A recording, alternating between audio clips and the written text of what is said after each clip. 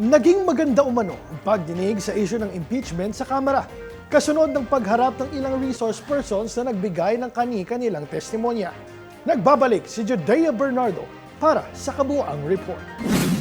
Maganda ang naging takbo ng unang pagharap ng nagpakilalang dating bagman at aide ni Vice President Sara Duterte na si Ramil Madriaga. Ito ang paglalarawan ng kilalang kritiko ng mga Duterte na si mamamayang Liberal Party List Representative Leila de Lima sa pagdinig noong April 14. Aniya, sa pamamagitan ng supplemental affidavit ni Madriaga, napatunayan na mayroon itong koneksyon kay VP Sara. Ang tanong na lamang umano ay kung gaano ito kalalim.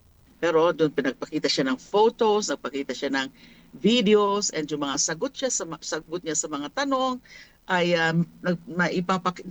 na-prove niya na meron siyang relationship o connection. Ang pinakaano na lang natin, gaano kalalim. Pero kung paniniwalaan natin lahat ng mga sinasabi ni Ramil Madriaga, malalim, malawak yung kanyang koneksyon sa mga Duterte.